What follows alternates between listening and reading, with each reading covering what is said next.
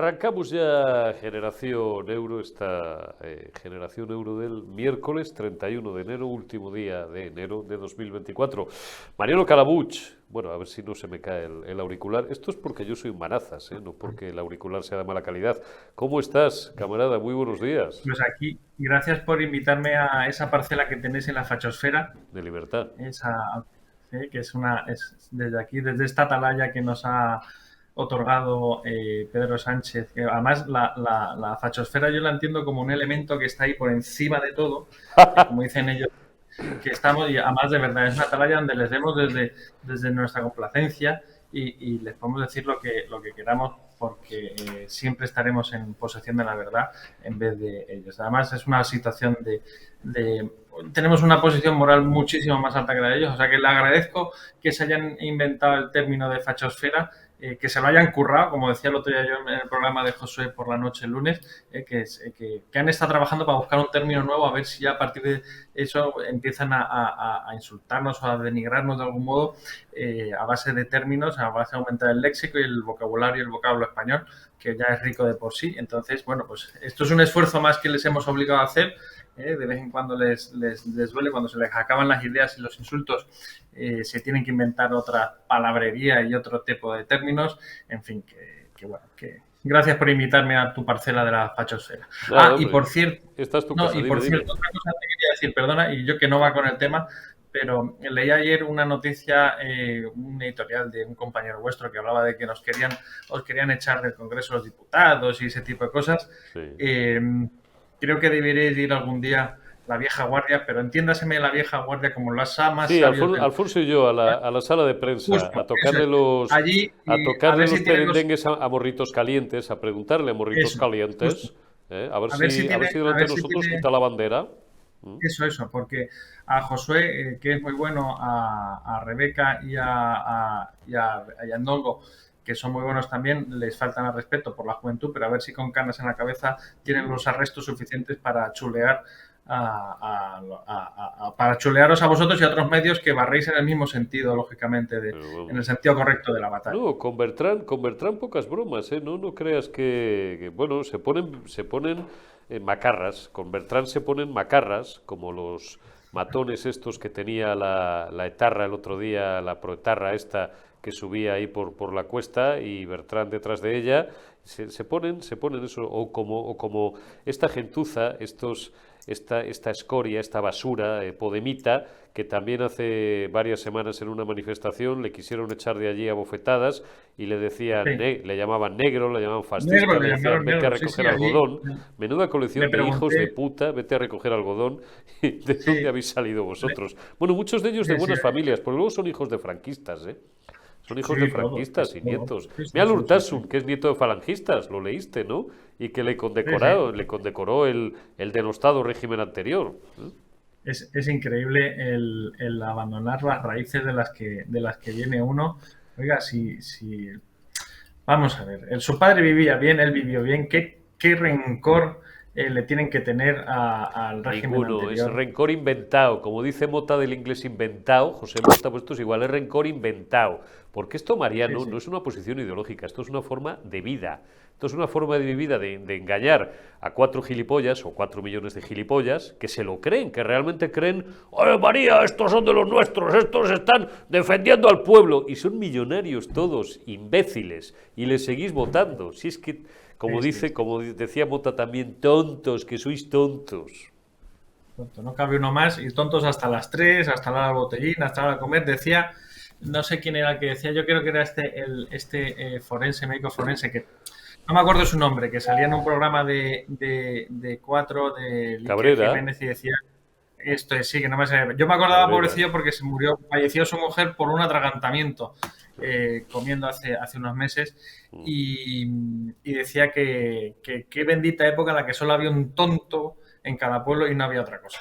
Bueno, pues ahora estamos, bueno, no cabe un tonto más, o sea, no cabe un tonto más. Así es, mi abuela, la que cito mucho, que en gloria esté, que era una mujer de campo, una mujer, bueno, pues eh, con estudios los justos, porque a diferencia de estos sinvergüenzas, que son todos hijos de familias, algunos de familias franquistas, otros de familias millonarias, que han podido estudiar en colegios de mucha calidad, pues muchos de la fachosfera, no es que nuestras madres o nuestras abuelas fregaran escaleras, no, es que nuestras familias, pues como provenimos a lo mejor de un entorno mucho más humilde que el suyo, pues no en todos los casos pudieron estudiar, pero sabían más que todos ellos juntos, tenían un talento natural fuera de lo común. Esto que ahora los finos también llaman, Mariano, inteligencia emocional.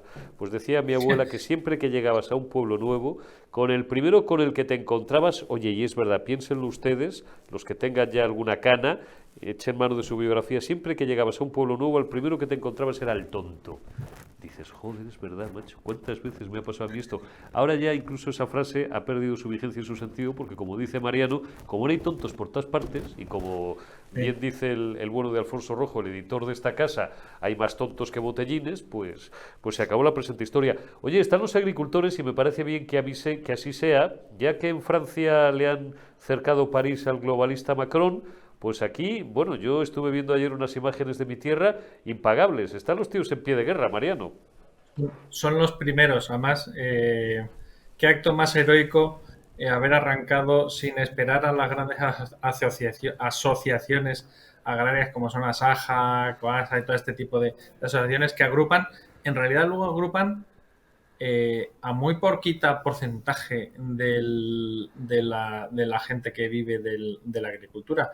Es que ya está bien. Yo lo expresaba así en un tuit ayer, que leíste tú me gusta y tal, esto no debe tener fin, no debe tener fecha de fin, es más, deberían ir todos hacia Bruselas, porque es en realidad Bruselas y no el producto o la competencia española, como les han hecho creer a los agricultores franceses, los que estamos fastidiándoles a ellos. No, no, mire usted las exigencias fitosanitarias, etcétera, etcétera, etcétera, de tiempos de barbecho en los que hay que dejar el terreno para que no se pueda producir, en fin, eliminar los tractores de gasoil, que no sé cómo van a arar estos tíos, porque a pesar de que las baterías de los coches eléctricos tienen cierta bonanza, pues no dejan de ser baterías eléctricas que al final te pueden terminar dando problemas. Pero los tractores se mueven con gasoil, con biodiesel, este tipo de cosas, y esas cosas lógicamente contaminan, pero estos vehículos están preparados para contaminar lo menos posible y contaminan bastante menos que el Falcon de Pedro Sánchez. Entonces, lo que hay que decirles a los agricultores franceses es que no somos nosotros los que se han impuesto esas normativas, que tampoco viene impuesta por Bruselas, sino por grandes oligarquías o grandes empresas que designan y dan órdenes a los gobiernos europeos. Como por ejemplo grandes corporaciones que tienen a las que les pertenecen grandes partes de terreno en no se sabe dónde, y producen a precios imposibles a los que competir, es decir, sin mano de obra esclava y con productos que hasta hace mucho tiempo no hemos usado en países civilizados como digamos nosotros. Es decir, no te pueden obligar a usar abonos que cuesten, por ejemplo, voy a dar una cifra exacta, 50 euros la tonelada, y cuando a estos países no se les permite producir, yo qué sé, naranjas, manzanas, trigo, cereal, lo que sea, todo sin tener un mínimo control de calidad, ¿no? Pero bueno, en fin, que a mí lo que me da rabia es eso, que el gobierno francés haya engañado a los agricultores franceses culpándonos a nosotros de tener precios desleales. No, mire usted, nosotros somos capaces de producir de otro modo, mucho más barato, cumpliendo las exigencias de la normativa europea y encima tenemos pues, mucha mejor calidad. ¿Qué quiere que diga? Ya lo sentimos nosotros, pero estamos en la Comunidad Económica Europea. Ellos se preocuparon junto a los alemanes de que a nosotros se nos eliminara la industria, que era la gran competencia de aquellos dos países, y nos dejaron la agricultura. Chicos, pues de agricultura sabemos bastante y bastante bien. Entonces, bueno, también les toca a ellos apretar un poco. Y hay una cosa que deberían de exigir todos los países, y creo que el ministro del ramo debería de irse a Bruselas y decir, oiga, pero no solo el español, deberían de ir todos los ministros responsables de esta rama en cada país y de irse a Bruselas y decir, mira, es que ustedes están dando preferencia a la entrada de productos extranjeros en no se sabe qué condiciones, a precios irrisorios y debe prevalecer el producto nacional, el producto propio, el producto europeo, que para eso se creó la Comunidad Económica Europea. Déjense de historias que no nos cuenten y por la que no. A ver, ¿qué ha pasado en Holanda? Que le han quemado la fábrica esta Bill Gates de carne sintética. Es que los siguientes que se van a levantar van a ser los ganaderos, porque están sufriendo exactamente lo mismo. Entonces, Está claro. Yo espero que no desincentiven estas marchas a base de dinero como la vez anterior, porque al final se resolvió el tema dando los 20 céntimos por litro de combustible, subvencionando 20 céntimos de litro. Entonces parece que la cosa se calmó. Lo retiraron en cuanto pudieron, Mariano. Sí, Y además, además ¿te es acuerdas que es el pifostio que montaron? Que al final le obligaban a los gasolineros a adelantar ellos el dinero. O sea, porque es que esta gente luego da subvenciones y regala pasta con el dinero de otros. Porque claro, son socialistas. Si no, serían gente honrada, ¿no? Pero no, son socialistas. Dices, te voy a dar, oye, déjame 20 euros prestados para que yo le dé a este que luego ya si eso ya te los devuelvo. Y todo así. Bueno, y ese dinero, si lo ponemos nosotros, bueno, vale que vale. Pero es que la mitad de ese dinero, o gran parte de ese dinero, tenemos que pedirlo al extranjero. Tenemos que irnos fuera bueno. Y ese es otro súper problema, que estamos pagando más en intereses que casi que en capital, ¿no? Es una barbaridad lo que se nos va el dinero y es un problema porque al final ese dinero es que ese dinero hay que devolverlo. Si usted le pide dinero al banco, lo tiene que devolver. O sea, pues chico, pues si no tiene usted para comprarse, yo qué sé, una casa en el campo, pues no se la podrá comprar. Podrá financiarse, pero sepa que ese dinero va con un incremento de unos intereses porque los bancos, su negocio es prestar dinero y que se les devuelvan los intereses. Entonces, cuando nosotros como Estado estamos pidiendo más dinero al extranjero, implica que hay que devolver los intereses, pero es que esos intereses son tan elevados que vamos a estar las vamos a estar pagando tú, yo, nuestros hijos, nuestros nietos, o 4 o 5. Mira. Pero bueno, no hay manera de que estos señores se enteren. Bueno, el problema es que ellos piensan que como el dinero público no es de nadie, ya. Pues a tomar por pues mira, pueden hacer con el dinero lo que les da la gana. Te voy a despedir, Mariano, con un testimonio que te va a gustar, para que veas. Me han dicho, en fin, y si no es así, pido disculpas, porque desde luego castellano-leonesa es, creo que es zamorana, creo que es paisana mía y de mi tierra, para que vean ustedes, Mariano, mira qué mujeres tan bravas hay en el agro español. Dentro vídeo, Omar. Buenos días a todos, soy Lola Guzmán Sáez. Soy miembro de una directiva que hemos creado del sector primario español. Hemos dado el paso desde ayer. Se creó un grupo de WhatsApp nacional que ha sido todo un éxito. Estamos derivando a todos los compañeros del sector primario español a hacer grupos por las capitales de toda España. Ya hay grupos en todas las capitales de España. Dentro de esos grupos de las capitales estamos haciendo grupos por comarcas y pueblos. Quiero informar a toda España en general que el sector primario español ya ha despertado, que el sector primario español no ha salido antes a manifestarse como los compañeros de la Unión Europea, porque aquí tenemos en el cuello la yuga del gobierno y la yuga de los sindicatos agrarios. Quiero decir alto y claro, no nos convoca ningún sindicato agrario, no nos convoca ningún partido político, no queremos que el día 6 de febrero se suba al carro ningún sindicato agrario que hasta ahora no ha hecho nada por nosotros, ni ningún partido político tampoco. Somos un grupo de valientes compañeros de toda España que nos hemos unido y le hemos echado huevos. No somos cobardes, no somos menos que nuestros compañeros de la Unión Europea.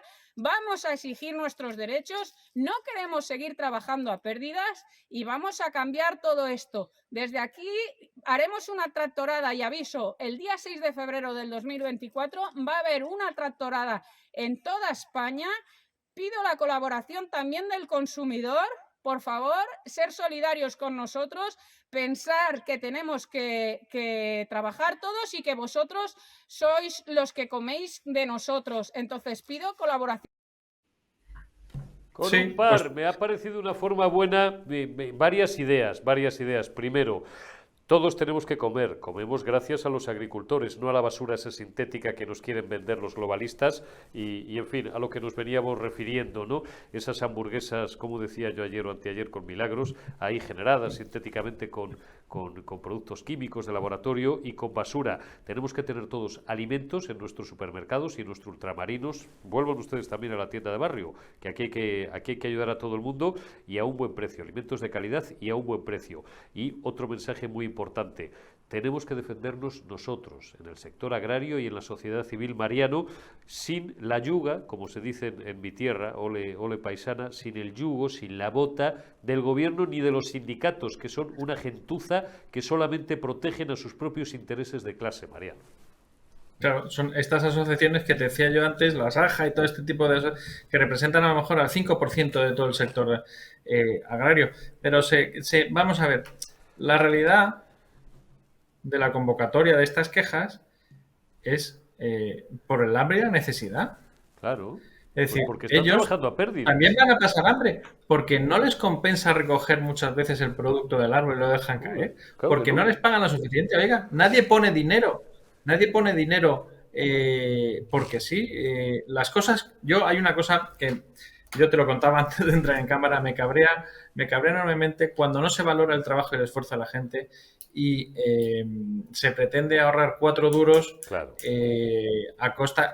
Es un problema muy grave que tenemos bueno, generalizamos porque a todos nos ha pasado. Vemos las pesetas que tenemos aquí delante justo, pero no vemos todas las pesetas que tenemos detrás, que hay muchísimas más que las que tenemos. Entonces, por pillar 4 duros ahora somos capaces de perder todo lo que viene, todo lo que podemos encontrar por detrás. Pero bueno, vamos a ver, si se bloquean las ciudades, oiga, pues nos vamos a tener que joder un poquito, porque como decía esta señora, los niños de ahora no saben de dónde viene la leche. La leche ya sale directamente de Tetrabric. O sea, no saben lo que es una vaca, no saben lo que es un arao, no saben lo que es el arpechín, que son los desechos cuando aprietas el aceite. En fin, ese tipo de cosas de las que viven estos señores y que luego consumimos nosotros. Pues eso hay que respetarlo. El trabajo de todo el mundo hay que respetarlo.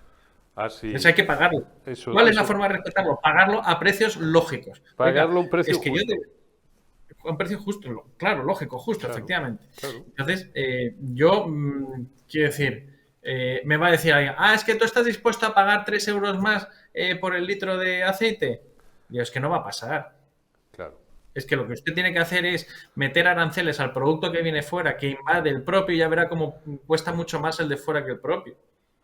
Sí, tenemos es que esa es la historia. Venga, y si liberaliza y rebaja las exigencias, sí. Que vamos a ver que aquí vamos a ver que hemos crecido, que yo tengo 47 años, joder, y he comido cualquier cosa que me han echado al plato, y con productos fitosanitarios de ahora o con productos fitosanitarios de la época de los 80, y aquí estamos todos tan sanos. Es que ahora todo parece que es malo. Pues mire usted, no. Pues los niños de ahora también podrán comer lo mismo que comíamos nosotros antes, que era producto igual de bueno que el de ahora. Ya está, no hay que darle más vueltas. Es que, no es enredar en un problema. Y ¿sabes que hay una diferencia? Que esta señora trabaja las 24 horas del día, los 7 días de la semana, porque claro, es extremadamente sacrificado. Pero luego tenemos que ver a los tíos del Congreso de los Diputados ayer ponerse a trabajar a partir de las 4 de la tarde. ¿Pero por qué no se pusieron a las 4 de la mañana? ¿Pero por qué no? ¿Pero qué diferencia hay? ¿Pero qué es esto? ¿No? Porque ellos sí se pueden poner a trabajar a las 4 de la tarde.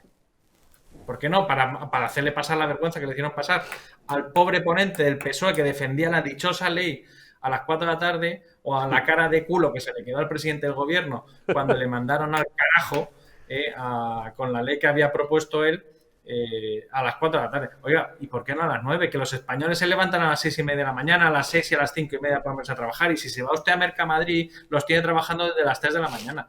Y estos señoritos diciéndose cosas, uno tú mal y tú peor, y la gente trabajando desde las 3:30 de la mañana. Pues mire usted, pues vamos a ver si nos ponemos ya las pilas y les exigimos a los políticos, que son los que llevan las riendas de este país, que nos tienen que respetar, que somos nosotros los que les pagamos el sueldo a base de nuestro esfuerzo. ¿Okay? Mariano Calabuig, constructor, que como siempre es un placer y es un lujo el charlar contigo, porque desde la sociedad civil muchas veces es desde donde viene el sentido común, que debería también de anidar en las cabezas de nuestros políticos, pero que es el menos común de los sentidos. Te envío un abrazo, cuídate mucho. Igualmente, y como Eurico. siempre te digo, hablamos otra vez en público dentro de unos días y en privado pues dentro de 5 minutos, en cuanto terminemos de grabar esto.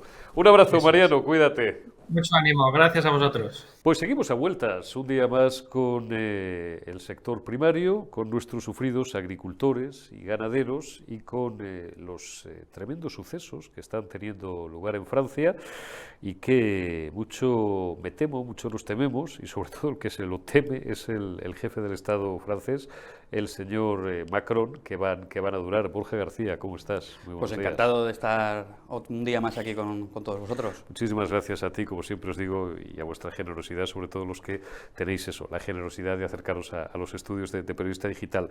Oye, llevamos varios días, hace un par de días ya lo comentábamos, con nuestra buena amiga Milagros Marcos, responsable del Grupo Popular en el Congreso de Agricultura y de Ganadería, de asuntos que tienen que ver con el sector primario. Llevamos unos días a vueltas con bueno, pues la inacción del Gobierno de España en defensa de nuestros agricultores y de nuestros ganaderos.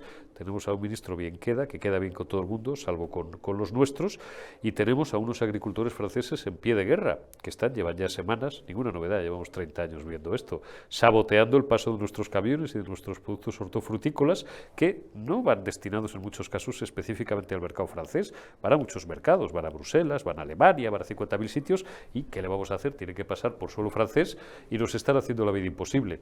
¿Cómo estás viendo estas movilizaciones? Pues por un lado, creo que Francia se equivoca en señalar al enemigo. El enemigo en este caso no es España, el enemigo son las políticas que se toman, las políticas agrarias que se aprueban en Bruselas. O sea, hemos visto como en el caso de Holanda la presión de los agricultores dio pie a un cambio de gobierno.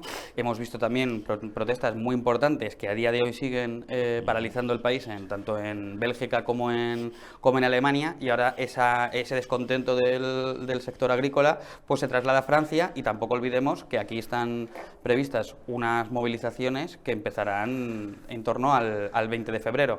Desde la Unión Europea todas las políticas están ahogando al campo. O sea, los agricultores ven que no tienen beneficio y que las exigencias que piden en el caso de las emisiones son tan rigurosas que si las aplican tendrían pérdidas y tendrían que cerrar. Me parece una política agraria suicida que además no acaba con el problema, porque desde la ONU, de hecho en la ONU acaba de decir Teodor, que el secretario general de la ONU, que el sector agrícola es el causante del 30% de las emisiones y por ende de las enfermedades asociadas a las emisiones.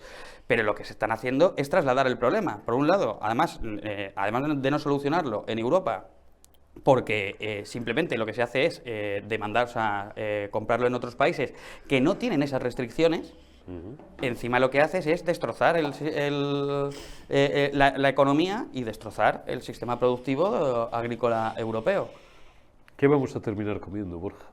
El otro día hablaba con Milagros de hamburguesas sintéticas que nos meten ya hasta por las orejas y qué sé yo. No me quiero ni imaginar qué vamos a comer dentro de 20, dentro de 10 años. Bueno, ya han empezado a decir alguna solución, que esto es un poco como la ventana de Overton, ¿no? Que están intentando llevarla, están intentando moverla para que pues empecemos a comer insectos, empecemos a reducir el consumo de carne. En definitiva, al final lo que yo veo es que los gobiernos empiezan a meterse en la vida de las personas de una manera ya casi misericordia. O sea, te dicen lo que tienes que comer, ponen trabas a todo lo que ellos consideran nocivo, y además sin que lo sea, y además si fuese ese el caso, el problema simplemente no acaba, o sea, porque es una medida que destroza el sistema productivo en Europa. Pero al final lo importa de otros países donde no hay esas restricciones y las emisiones las sufrimos todos, con lo cual me parece un camino suicida que va hacia ninguna parte y que al final nos hace dependientes de otras economías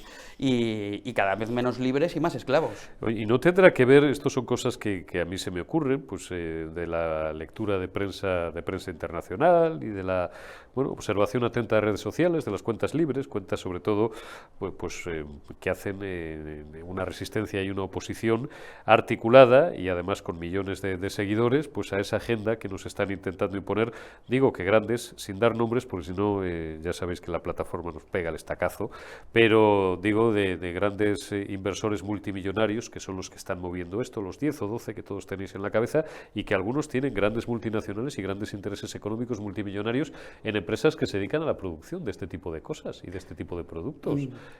Uno que nos quería poner a comer hierba, ¿no? Y en fin, lo que estamos hablando. Es que yo creo que desde los medios que se han convertido básicamente en órganos, en órganos que defienden el status quo implantado por la Agenda 2030, como aquí podemos ver todos los medios de comunicación como El País, que se ha convertido en un aparato más a favor del sistema. Entonces ellos empiezan a calificar a los medios críticos como la reacción. Y la verdad es que está habiendo una reacción, pero no está habiendo una reacción a unas propuestas lógicas, está habiendo una reacción porque la gente está empezando a despertar y se está dando cuenta que vamos camino a la esclavitud que solamente favorece a una élite que maneja los hilos desde Bruselas. Está claro. Aquí me gustaría sacar a la filósofa rusa que emigró a Estados Unidos huyendo del socialismo, Ayn Rand, que decía que la diferencia entre el comunismo y el socialismo es solamente, es que mientras que el comunismo quiere esclavizar al hombre a través de la fuerza, el socialismo quiere esclavizar al hombre a través del voto. Y creo que las élites que todos sabemos quiénes son, pues están intentando aplicar eso para hacernos cada día menos libres y más esclavos. Algún día habrá que hablar y habrá que analizar detenidamente esa coyunda y esa alianza entre el comunismo y la extrema izquierda desde el punto de vista global, a nivel global, a nivel internacional, y esas élites del más excelso capitalismo financiero. Una alianza en apariencia contra natura, pero que es muy fácil de entender si se atiende dentro de la línea argumental que está desarrollando y con la que estoy plenamente de acuerdo Borja, si se entiende que ambos comparten un objetivo común, que es cercenar cada vez más nuestro espacio de actuación y cercenar nuestras libertades. En eso, y aunque solo sea en eso, aunque solo fuera lo único en lo que se da en la mano, están siendo tremendamente eficaces, porque es verdad que han desplazado la agenda y esa ventana de Overton hasta el punto y hora de que miles de millones de personas en el mundo ya consideran normal y algo incorporado a sus vidas, lo que piensen en cualquier aspecto de su vida cotidiana. No quiero citar ninguno, piensen en cualquiera, se me ocurren decenas, ¿no? Que consideremos normal lo que hasta hace 20 o 25 años era algo absolutamente extraordinario, porque se salía de lo ordinario, anormal, fuera de lo común, raro, extraño o antinatural.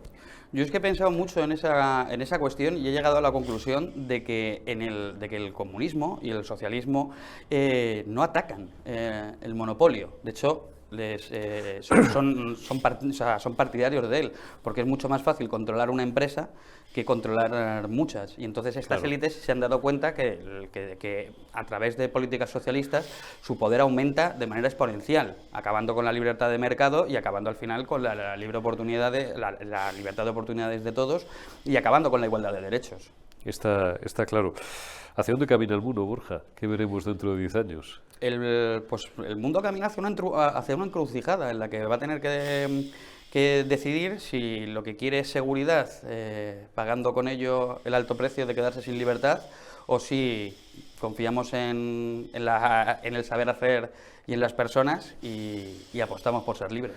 Apostemos por ser libres, por lo menos aquí en Periodista Digital apostamos por ser libres. Te pido simplemente una valoración, bueno, tú que eres miembro eximio también de la fachosfera, ya ves cómo están las cosas. Con esto ya nos despedimos, pero quiero aprovechar que tengo a Borja aquí, que es compañero de muchos años. Nos quieren retirar la acreditación en el Congreso, somos fachas, les estorbamos, les molestamos. Eso es que estamos haciendo bien nuestro trabajo. Hombre, por supuesto, como decía la frase, lo de luego cabalgamos. Ladran, luego cabalgamos. El Quijote, siempre. Pero vamos, que lo de la fachosfera al final es un invento más, una etiqueta más que se inventa el gobierno, un gobierno que no sabe hacia dónde va y que nuevamente esta semana vamos a ver ponerse de rodillas frente a sus socios, que no hacen más que humillarles semana tras semana. Pero ellos seguirán tragando por estar 5 minutos más en la Moncloa. Borja García, periodista, veterano, analista político y económico desde hace muchísimos años. Muchísimas gracias una semana más por acercarte a Periodista Digital. Cuídate. Un placer.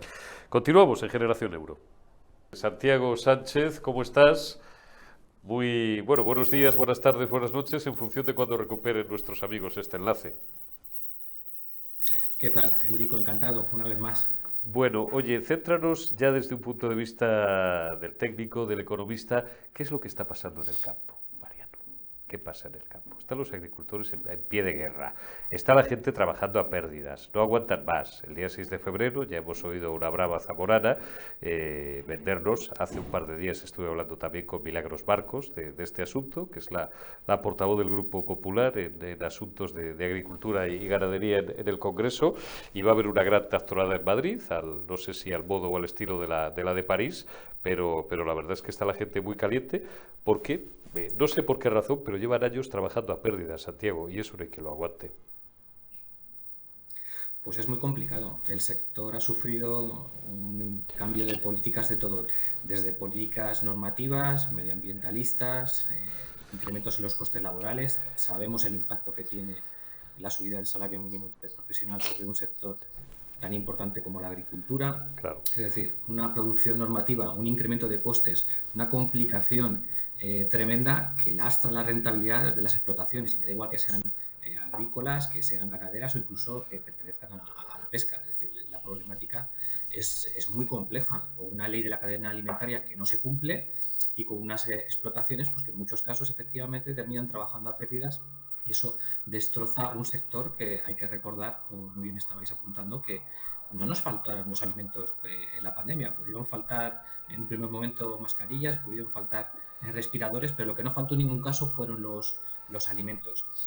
Es complejo porque además esta viabilidad pues está expuesta a los acuerdos que va cerrando la Unión Europea con terceros países, llámese Marruecos, Argelia, etcétera, con unas producciones que no tienen los mismos estándares que cumplen los países de la Unión Europea.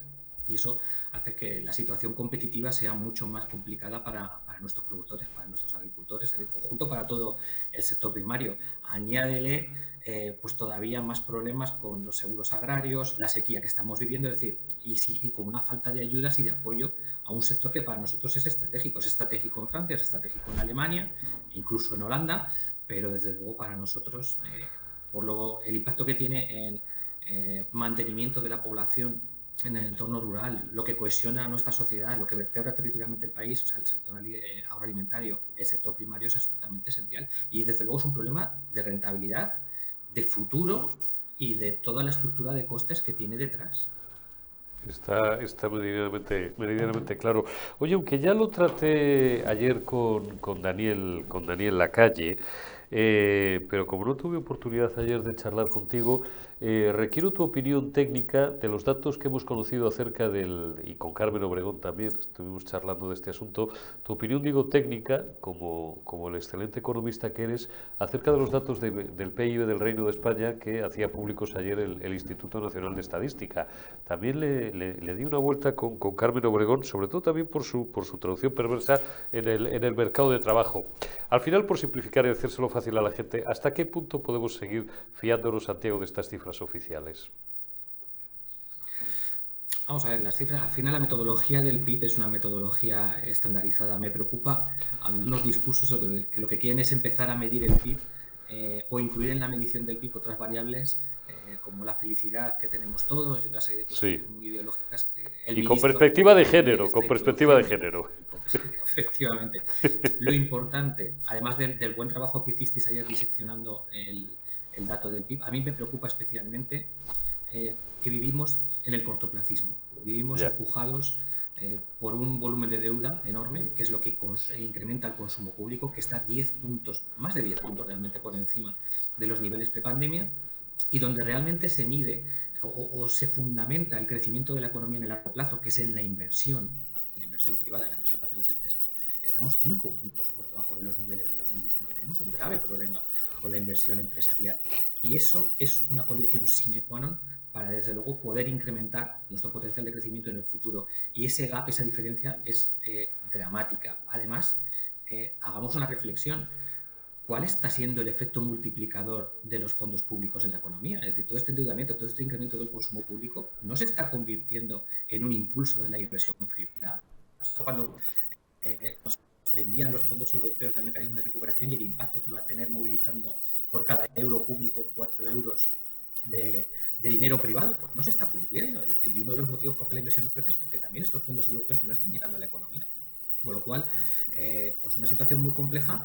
Y vivimos, insisto, en un cortoplacismo absoluto y sin atacar los problemas estructurales de crecimiento económico que tenemos. El consumo privado prácticamente se ha recuperado, está casi a los mismos niveles de prepandemia del último trimestre del año 2019, pero esta situación no está ni mucho menos resuelta, sobre todo para lanzar el crecimiento en el largo plazo de nuestra economía. Y esto tiene grandes debilidades. La productividad, que es el otro factor que además queda reflejado muy bien en el PIB, es que acumula 3 trimestres ya con datos negativos. Es decir, tenemos un problema de inversión, tenemos un problema de productividad, y si ya descendemos un poco más y queremos investigar la situación de esto que estaba hablando, ¿no? de los elementos que te fundamentan el crecimiento en el largo plazo, la inversión en I+D de nuestro país, que es el 1,44, que yo creo que lo hemos comentado una vez, invertimos en I+D la mitad de los países nórdicos, un tercio de lo que se invierte en Corea o en Estados Unidos, pero si analizamos dentro de ese componente lo que es la inversión privada, somos el país 20 de 27 de la Unión Europea. Es decir, cuando las empresas no son rentables, no ganan dinero, no invierten en I+D, pues nos encontramos con cosas como esta, que estamos casi a la cola en inversión y en inversión en I+D. Está clara. Santiago, hoy me he quedado sin tiempo, pero contigo tengo yo, no es la primera vez que lo hacemos, pero tengo yo interés y me lo anoto, y además me lo voy a anotar ahora mismo aquí en la agenda para el próximo día, para la próxima semana, cuando volvamos a charlar, unos minutos con tranquilidad y con calma acerca del deficiente manejo que continúa haciendo este gobierno de los fondos europeos. Estamos en el cuarto, en el quinto manguerazo, y leo por ahí informes, el de Llorente y Cuenca del otro día y alguno más, quejándose de la falta de ejecución. Hay solamente ejecutados a cierre de ejercicio del 2023 un 46 y pico % de lo que nos han dado. Esto es una maldita vergüenza. Es simplemente un titular, Santiago, y con esto te despido. Ya te digo, será un asunto que me interesará abordar contigo largo y tendido durante unos minutos el próximo día. A cierre del ejercicio 2023 un 46% de ejecución, un 46 y pico, publicaba ayer una información excelente Alejandro Olcés en El Mundo. Es una maldita vergüenza. Es que hasta cuando nos regalan el dinero parece que no sabemos qué hacer con ellos. Con lo cual, como decía yo ayer, el problema no sé si es que son más sectarios o más ineptos, o si les gustan las palabras duras, más inútiles. Son incapaces de movilizar estos fondos y de hacerlo de manera eficiente. Por apuntar solo una cosa, el relato que nos están construyendo para culpar a las comunidades autónomas, eso habrá que estudiarlo y explicarlo, pero las comunidades autónomas hacen lo que pueden con las condiciones, los requisitos y para las inversiones que dictamina y decide el gobierno. Haya o no haya demanda, encuentren o no encuentren beneficiarios potenciales al final de esa cadena de ejecución. Da para mucho, pero desde luego hay un problema enorme de ejecución, y sobre todo en los grandes PERTEs que dependen del Estado, especialmente del Ministerio de Industria, donde se arrastra fracaso tras fracaso en algunos PERTEs y convocatoria tras convocatoria. Es decir, vamos a vivir la tercera convocatoria del PERTE del vehículo eléctrico cuando nunca hubo o nunca estuvo planificada una segunda y esta tercera. Y eso es por los fracasos consecutivos y ese cajón donde se van acumulando fondos sin ejecutar y que hay que reciclar y volver a empezar. Fracaso tras fracaso hasta la derrota final, esperemos que no. Hablaremos de esto, Santiago Sánchez y un servidor, la próxima semana largo y tendido, porque el tema, como bien dice Santiago, da para mucho, y como también apuntamos ayer, le quieren encalomar ahora el marrón y la responsabilidad de las comunidades autónomas, que en muchos casos se sienten exactamente igual que grandes, pequeños y medianos empresarios, que es que no han visto pasar un pavo, con perdón, no han visto pasar un euro por delante de sus narices, y que piensan que esto de los Next Generation, que son los padres, que no existen, y que hay alguien que o los está repartiendo de forma como mínimo dudosa o directamente hay una capacidad de gestión brutal. Santiago Sánchez, economista, cuídese usted mucho. Muchísimas gracias, amigo, como siempre, por tus análisis y tus valoraciones, y hablamos dentro de unos días. Te envío un abrazo. Un abrazo muy grande. Un abrazo grande, Santiago. Gracias también a todos vosotros por habernos atendido. Mañana más y mejor. Cuidaos y hasta mañana.